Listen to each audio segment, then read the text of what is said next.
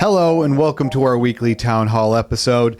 This is the first Town Hall of the new year, so happy 2026, everybody. If you've never seen one of these Town Hall episodes before, their purpose is to communicate and remind everyone of certain rules, discuss changes to our programming, and hopefully help everyone get the week started off on the right foot.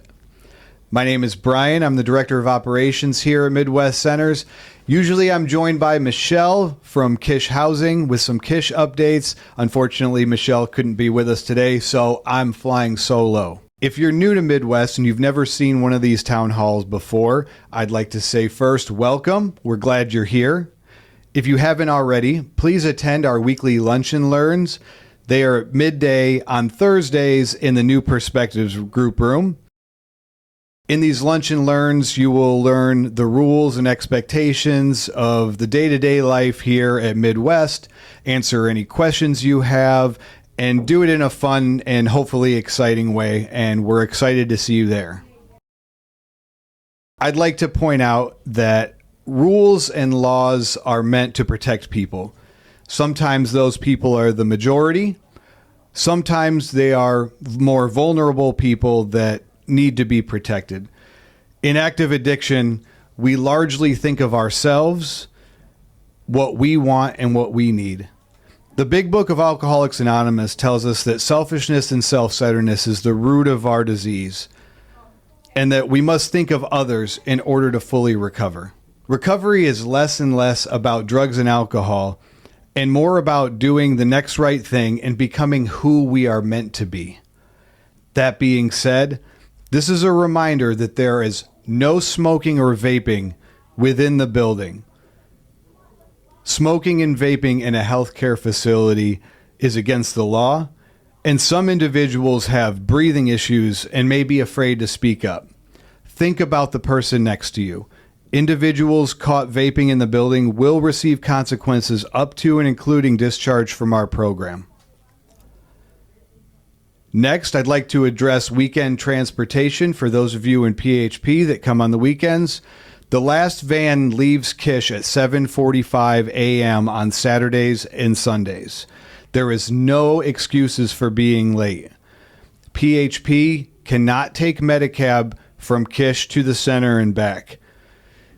If you are approved on a case-by-case basis to take a Medcab for medical reasons, your cab must be called outside of group time, and you cannot leave group to make this phone call or to get in a cab before group is over. Also, the med cab is for the individual that is approved only. Finally, I like to end these town halls with a little bit of motivation. This week I have a story titled The Mountain Gate. At the base of a mountain stood an old wooden gate. Travelers passed through it each day on their way upward. Some days the gate stood open, other days it groaned in the wind, heavy and difficult to move. A young traveler grew angry with it. "When the gate is open, my climb is easy," he said. "When it resists me, everything feels harder." An elder who lived nearby watched quietly.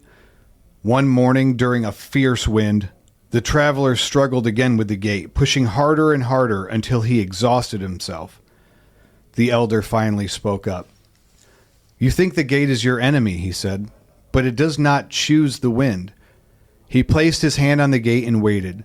When the gust eased, he pushed once, and the gate opened. "The mountain does not ask for force," the elder said. "It asks for timing and steadiness." The traveler climbed that day without resentment. The wind still came and went. The gate still resisted at times. But now he did not fight it blindly. He rested when needed. He moved when movement was possible. Years later, the traveler returned not to curse the gate, but to stand beside it and guide others. The teaching is, do not oppose what is. Do not surrender your duty because of it. The wind is craving, pain, memory, emotion. The gate is the moment you are in. The climb is your recovery and your purpose. You are not meant to overpower every obstacle. You are meant to endure, observe, and act wisely. It is the moment you realize you are strong enough to wait and disciplined enough to move when the time is right. That strength, quiet, patient, unshakable, is already yours. So what does this mean? Maybe you didn't get the job you wanted. It wasn't taken from you. It simply wasn't yours. What is meant for you will not require you to abandon your values to obtain it. Keep preparing. When the right door opens, you'll recognize it by how little force it takes. Maybe somebody left your life and you don't understand why. You are not owed permanence from people who cannot walk at your pace. Grief does not mean failure. It means you loved honestly. Release them without resentment and continue becoming who you were meant to be. Maybe you relapsed after a stretch of doing well. That does not erase the discipline you built. It reveals where attention is still needed. Return to your practice without self-punishment. Progress is not linear. Character is built in the return. Maybe you had to start over again. Starting over is not proof you failed. It is proof you refused to stay where you were breaking. Wisdom often arrives disguised as interruption. Maybe you feel unseen for the effort you're putting in. Recognition is not the measure of worth. You are training yourself to stand firm whether you are applauded or not. The strength will matter when praise is gone. So what is the thread that connects all of these? Don't ask, why is this happening to me? Ask, what does this moment require of me? Acceptance is not giving up. It is standing upright in the wind without demanding it to stop. You don't need to rush the gate. You don't need to fight the mountain. Your task is simple and powerful. Be ready, be steady, be willing. When it is meant for you, it will open. And as always, have a happy, safe, and sober week in 2026. Bye, everyone.